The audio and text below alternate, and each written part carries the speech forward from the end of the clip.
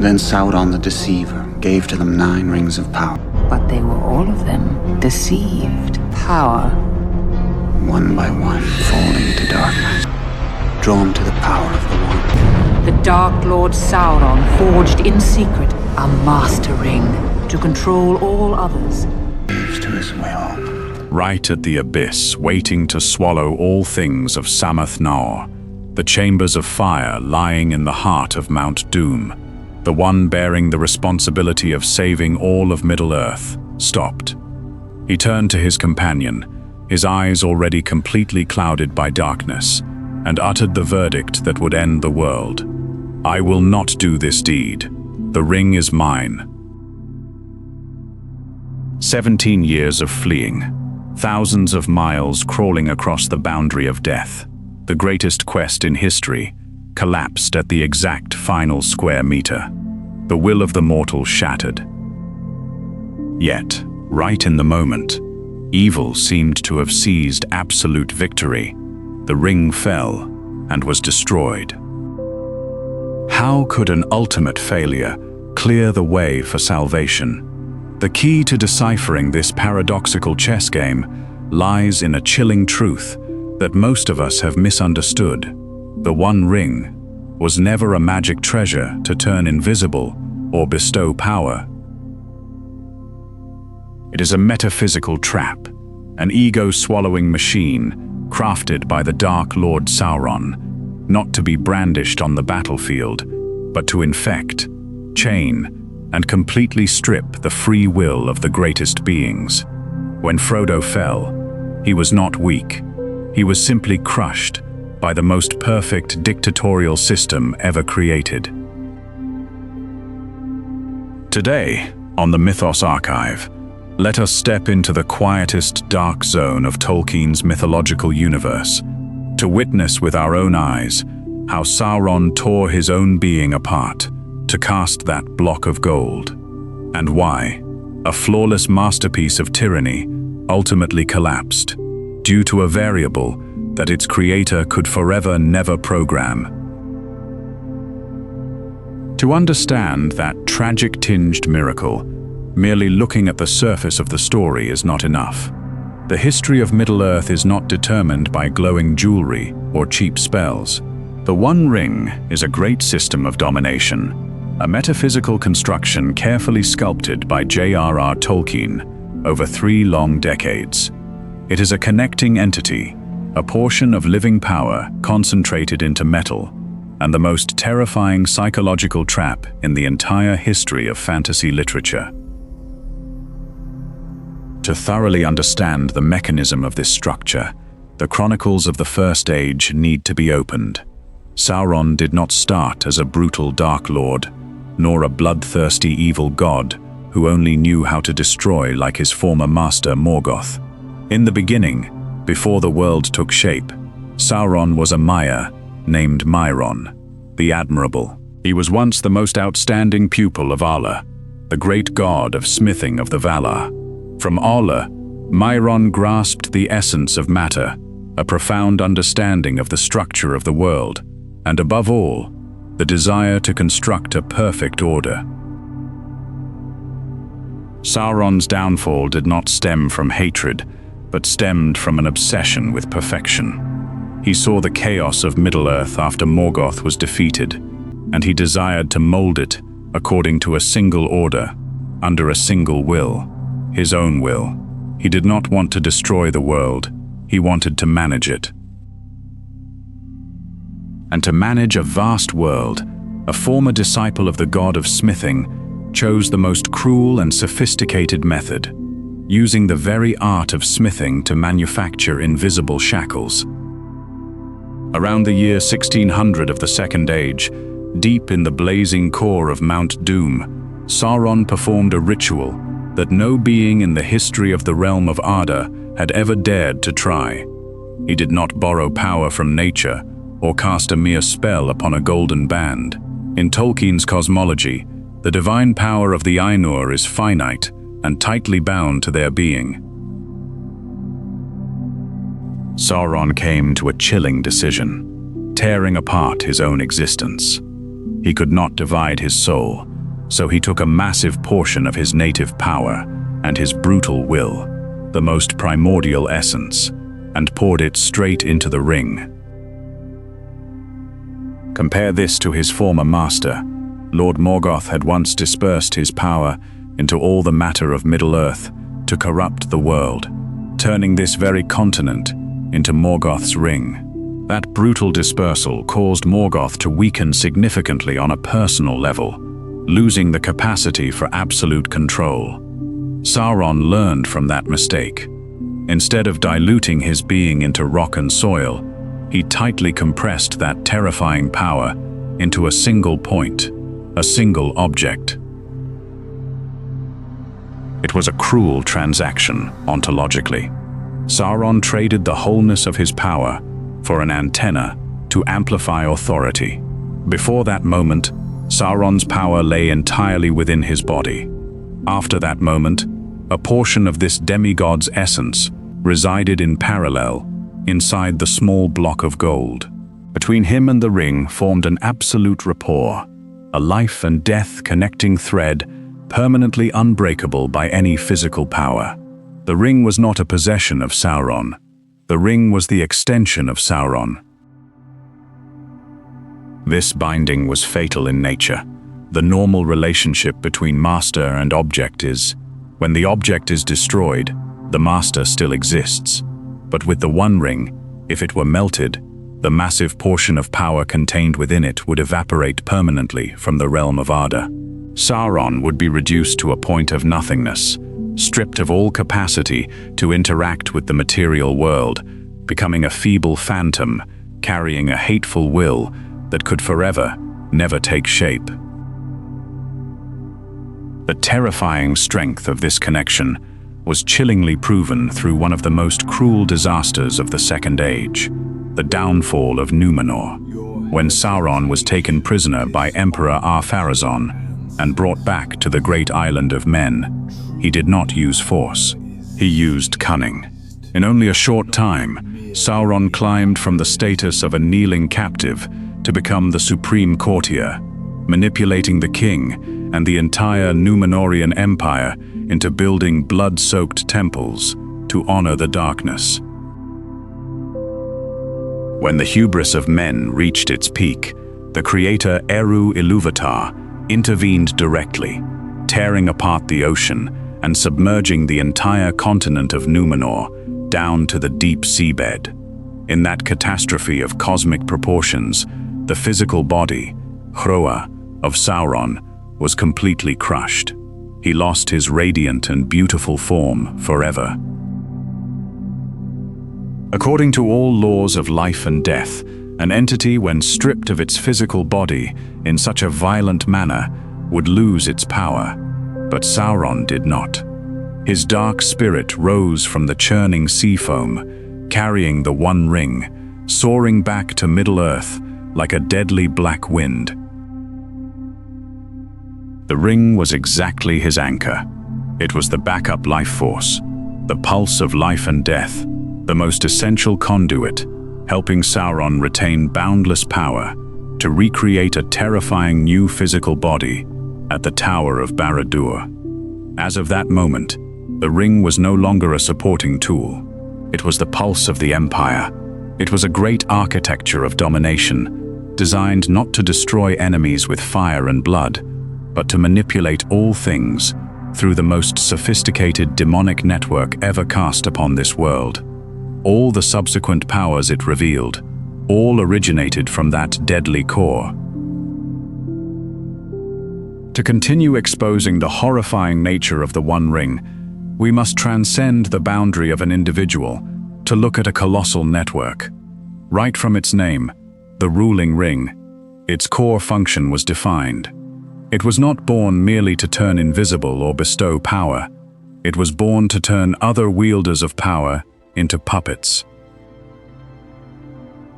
To cast out this fateful net, Sauron struck at a fatal weakness of the most superior race of Middle-earth, the anxiety over the fading of the elves.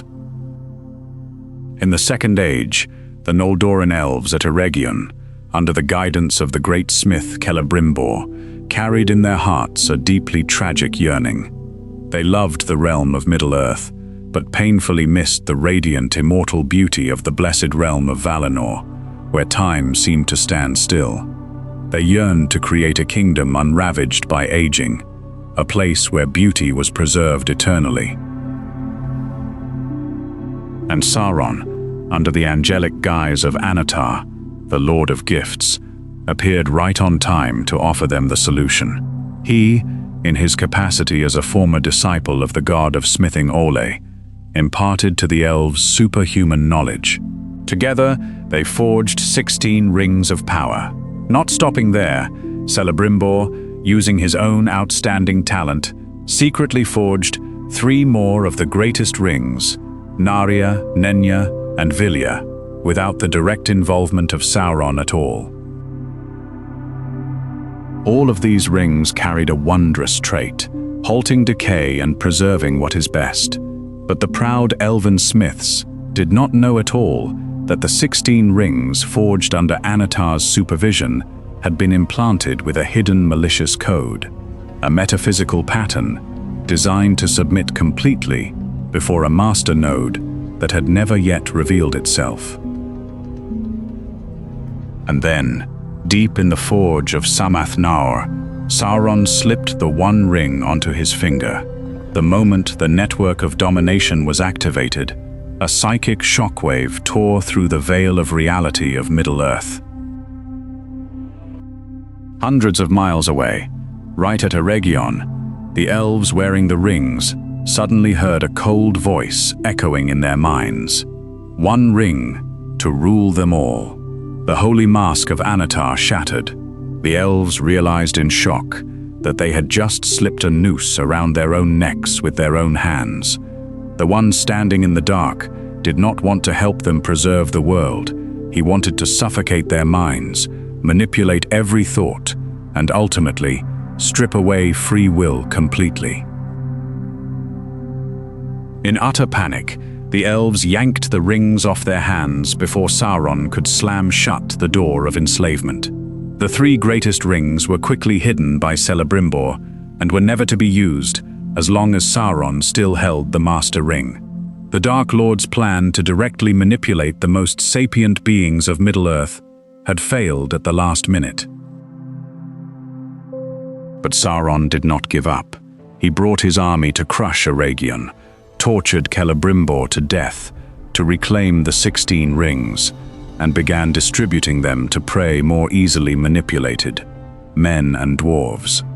This distribution perfectly revealed the boundaries and limits in the ring's algorithm of domination.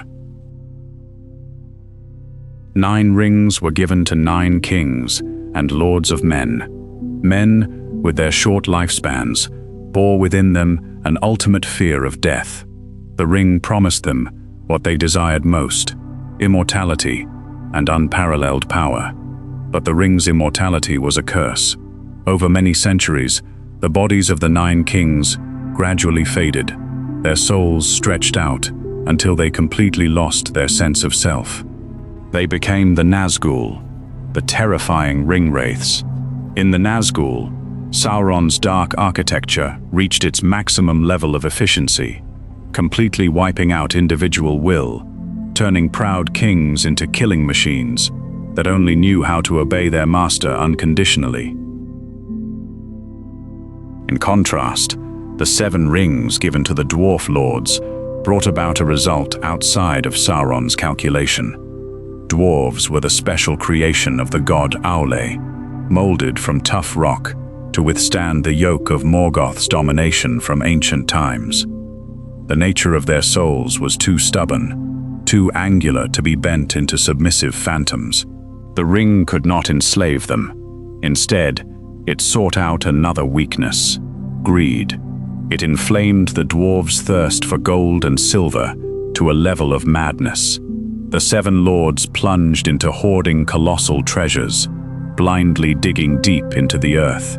That thirst led to the collapse of great kingdoms when they attracted the attention of greedy fire drakes, creatures that incinerated 4 of the rings and accidentally awakened the ancient Balrog demon at the bottom of Moria. Even without creating docile slaves, the ring's algorithm still succeeded in sowing cruel chaos. Sauron's architecture was truly spectacular. A control center, the One Ring, 16 transceiver stations, the lesser rings, through them monopolizing all the ruling classes, and through these lords, casting a net of enslavement over tens of thousands of lives across Middle-earth. Now, let us lift the veil on the most famous, but also most misunderstood power of the One Ring, invisibility. When you slip that golden band onto your hand, you disappear. That is what all movie audiences believe. But under Tolkien's metaphysical lens, as he thoroughly explained in Letter 131, invisibility is only a faint side effect. The true mechanism of the ring does not bend light or create optical illusions at all. It shifts your being. Tolkien's universe possesses two mutually intertwined worlds. The seen world, the place containing plants, flesh, earth and stone, and the unseen world, also known as the Wraith world, the dwelling place of spirits, the Maiar in their primordial forms, and the remnants of the past. Elves, with immortal lives, exist radiantly in both worlds simultaneously. But men and hobbits, bound by physical bodies, can only be present in the seen world.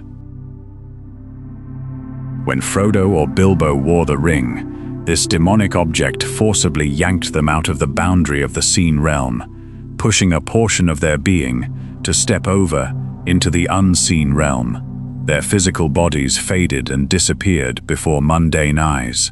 But to creatures living in the unseen realm, like the Nazgûl ringwraiths or Sauron himself, the wearer of the ring did not disappear at all. On the contrary, they lit up in a blinding, terrifying way, like a blazing beacon in the dark of night. This detail completely decodes the eeriness of the scene at the peak of Weathertop. When Frodo was surrounded by the flock of Nazgûl, he desperately slipped the ring onto his hand, hoping to hide. But instead of safety, he shockingly realized he had just been thrown into another reality. The hollow black cloaks disappeared, revealing the true faces of 9 pale ancient kings, wearing crowns and bearing shining weapons. Frodo had not hidden away at all. He had just knocked on the door and stepped himself into the very room where the pack of monsters was reigning. The ring had stripped away his only protective shield, invisibility, before the world of spirits. Understanding this being-shifting mechanism, we immediately answer the phenomenon of Tom Bombadil. When this strange hermit wore the ring, he did not disappear at all.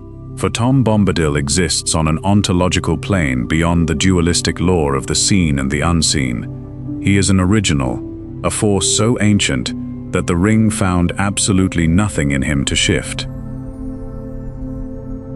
And in a fully tragic way, this shifting mechanism is exactly the cruel explanation for the most desired power of the ring, the extension of lifespan. Gandalf, in the quiet room at Bag End, whispered a freezing truth. A mortal who possesses a great ring does not die, but he does not grow or obtain more vitality. He merely continues to exist until every single minute becomes a tiring torment. The ring does not bestow youth or endless vitality at all. It only creates a biological stagnation, stasis, by slowly pulling the wearer's being out of the impact of physical time. Time, aging, the process of flesh wearing away. All those laws only apply to the seen world. When you escape into the unseen world, you bypass the law of time. But the price to pay is that your life is drained from the inside. Bilbo Baggins's description of feeling stretched out, like a bit of butter that has to be scraped over too much bread, is not just a literary metaphor. It is an accurate clinical diagnosis in terms of the soul. The same meager amount of ego, now forcibly stretched out to cover many decades. If Bilbo continued to use the ring like the kings of men of old, that stretching would reach the breaking point. His fleshly part in the seen world would wear away to the point of evaporating completely. Invisibility would no longer be a choice to take off or put on. It would become a permanent sentence. He would be stuck forever in the Twilight Realm, permanently transformed into a cold, lingering phantom, wraith, subject to the dictates of the one who cast this dark network. Invisibility and immortality ultimately are merely the two most sophisticated traps lying on the same one-way road, leading straight down into the abyss of ego erasure. If this dark system merely operated by stretching the soul and throwing the victim into the unseen world, then it would surely create an identical finish line for everyone. But the history of Middle-earth exposes a chilling paradox. That same block of gold spawned countless divergent forks, entirely dependent on who was reaching out to touch it. Isildur, the great proud king, was betrayed by the ring and drowned in the bed of the river Anduin a mere 2 years after seizing it. Gollum, a lowly creature, had his physical form twisted and his mind chewed up by it for 5 centuries without fading into a phantom. Bilbo Baggins embraced it for 60 years, only to become the first being in the history of Middle-earth to voluntarily surrender it. Boromir, a brave warrior of Gondor, never having touched a finger to the Golden Band, was tragically corrupted merely by the desire to use it to save his homeland. Meanwhile, when Frodo held out the ring, Gandalf stepped back, as if burned, and snapped, "Do not tempt me." As for Queen Galadriel, the one bearing within herself the most ancient power, she immediately saw through the prospect of herself turning into a radiant yet cruel female tyrant, and fiercely refused. So, what is the true set of rules of temptation? Tolkien never wrote down a dry mathematical equation, but throughout his manuscripts, a 3-axis formula of corruption clearly emerged: native power, the desire to dominate, and the time of possession.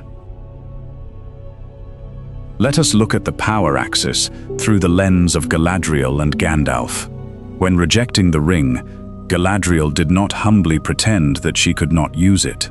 On the contrary, she described in a rapturous and chillingly detailed way exactly what she would become. In place of a dark lord, you will set up a queen, beautiful and terrible as the morning and the night. All shall love me and despair. That was not a piece of rhetoric. That was the ultimate self-clairvoyance. Galadriel and Gandalf understood with a terrifying clarity that the greater their native power, the more Sauron's machine would be pumped with the purest fuel. The prospect of a ring-bearing Gandalf or Galadriel was not salvation, but a disaster even worse than Sauron. For Sauron dominated by violence and fear, but a ring-wearing Gandalf would use kindness and wisdom to impose good upon all lives, gradually stripping away completely the free will of all things in the name of the light. Their refusal was the decision of powerful entities who knew all too well what they could do, but chose to step back. Now let us contrast that rule with Samwise Gamgee, one of the greatest but most frequently underestimated characters. When Sam wore the ring in the heart of the Tower of Cirith Ungol, right at the threshold of Mordor, where the ring's energy field was roaring at its most terrifying level, the system immediately probed for his weakness. It raised an ultimate tempting vision. Samwise the Strong, the great hero of the age, wielding a flaming sword sweeping across the dark valley of Gorgoroth, magically transforming the entire Ashen Kingdom of Mordor into a giant garden full of flowers. And Sam laughed aloud. In a brief segment, but carrying the weight of an entire philosophy, Tolkien wrote, "Deep down in him, there still lived unconquered his plain hobbit sense. A small garden of a free gardener was all his need, not a garden swollen into a whole kingdom." The ring was programmed with the grammar of domination. It could only promise Sam the power to sit upon the heads and ride upon the necks of others. But Sam's soul did not contain any desire to rule. He only needed a small patch of land to plant seeds. The ring's enticement clawed at empty space, slipping off completely because it found no iron hook of ambition to take root. The simplicity of the hobbits was exactly the most powerful magic-resistant shield that even the great Sauron could not account for. He who was used to manipulating kings, warriors and lords was completely powerless before the will of a gardener. However, Frodo Baggins lay stuck at a much more tragic latitude. His ending is the most cruel testament to the cumulative logic of this system. Many audiences blamed Frodo when he fell at the cracks of doom, but in Letter 246, J.R.R. Tolkien fiercely defended his character. Frodo's declaration of ownership of the ring was absolutely not a moral failure. We must understand that the magic power of the One Ring is not a constant. It is a giant gravitational field, exploding exponentially more violently as it draws closer to the center of Sauron's power, and reaching a mind-destroying threshold when it returns to the place that forged it, Mount Doom. The deeper into Mordor he went, the heavier the small golden band became, turning into a mass of physical and spiritual pressure, crushing Frodo, to the point where he had to crawl on all fours. When standing at the mouth of the fire pit of Orodruin, that object no longer even bore the shape of a ring. Frodo cried out in terror, "I am naked in the dark, Sam, and there is no veil between me and the wheel of fire." A wheel of fire. The mass of magical power had swollen into a blazing wheel, obscuring his entire perception. The prison-like pressure of the machine, when brought back to its very hellish cradle, resonating with the months and days of his soul being worn down to exhaustion, created a metaphysical weight that no being in all of Middle-earth could resist. Not a single one. Whether Gandalf, Elrond, or Frodo. Frodo was not the wrong person chosen. He was the most outstanding one. It was just that at that ultimate limit, the free will of a mortal was completely crushed by the algorithm of tyranny. He had resiliently carried it to the exact destination, and the fall at the final meter was a physical law of the soul, not a stain on his character. And this is also when we must decode a common illusion. The ring has a will, so does it have a soul. It swells, shrinks on its own. It abandons Gollum and slips from Isildur's hand. Is it living? The answer from Tolkien's theological perspective is no. In the universe of Arda, only the creator Eru Ilúvatar possesses the power to breathe life into souls. Even the Valar gods cannot do that. The ring does not have an independent consciousness. It does not think. What it possesses is a collection of command codes. Sauron's brutal will imprinted deep into gold at maximum temperature. It behaves like a living creature because it bears the imprint of a living one. When the ring abandoned Gollum, it was not a random choice. That was the time Sauron's darkness was awakening again at the fortress of Dol Guldur. The Dark Lord's will was strong enough to stretch an invisible hand across space, activating the return code inside the ring. Call it an automated mechanism without a soul, always blindly extending its demonic tentacles toward its master. And because this system was forged by a tight metaphysical connection between Sauron, the block of gold, and the fire of Orodruin, the only law to destroy it is reversing exactly the process that created it. Not a single forge fire of men, not a single legendary anvil of dwarves, and not even the fire of any great dragon, including Ancalagon the Black, the largest dragon in history who crushed an entire mountain range when he fell, had enough strength to scratch the One Ring.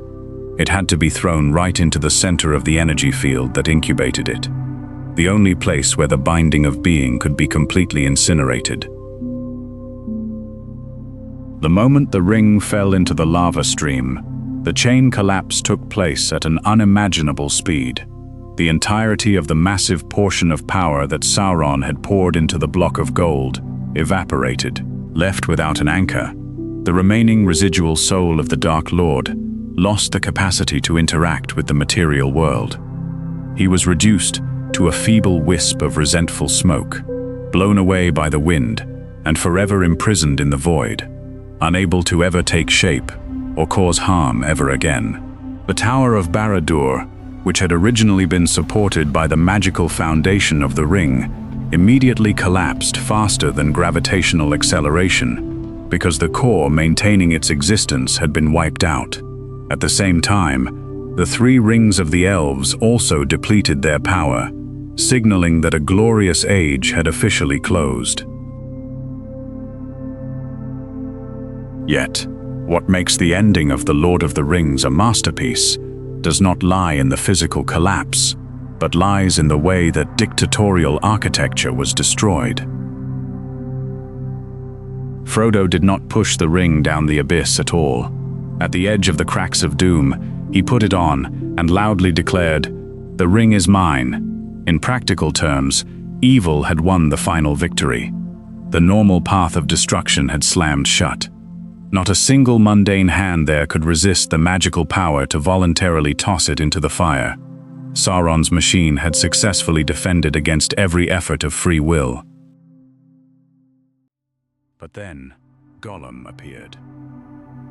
Gollum, the one who supposedly should have died a tragic death under Bilbo Baggins' sword 60 years ago, in the heart of the Misty Mountains. Gollum, the slimy monster who had been spared once more by Frodo on the barren rocky slopes of Emyn Muil. A creature whose persistent existence was hated by the whole world, seen as an erroneous grain of sand of creation, a foolish soft-heartedness that a cruel world of war never had the time to repay. He lunged at Frodo, bit off the ring-bearing finger, danced in a peak frenzy of madness for having reclaimed his precious, and he slipped, falling straight into the sea of fire. The One Ring was destroyed, not because some hero had defeated its magical power. It was destroyed because of the accumulated mercy of the ring-bearers. Bilbo's pity, Frodo's painful empathy, the chains of actions of sparing a life instead of taking a life, spanning across decades, had taken by the hand the only being capable of breaking the final connection, placing him in the exact only coordinates in Middle-earth where he needed to stand, in the exact state of mad greed that would make him slip. J.R.R. Tolkien called this moment Eucatastrophe, a sudden, miraculous, and bursting reversal of light when all the calculating efforts of good had sunk into desperate deadlock. Under the lens of his profound faith, that was exactly the invisible fingerprint of Providence. The dark network was not defeated by strength, but it was broken by grace, operating throughout the small, trivial kindnesses of ordinary people. And that was exactly the most profound and bitter irony for the Dark Lord. Sauron had poured all his intellect into creating a flawless, perfect machine of domination. He anticipated every counterattack scenario of the enemy. He knew that no one could resist power, and he was right. His algorithm was unbreakable by muscular strength or strategic intellect. But Sauron's only flaw, the fatal Achilles heel of that machine, was that he could not program the variable named pity.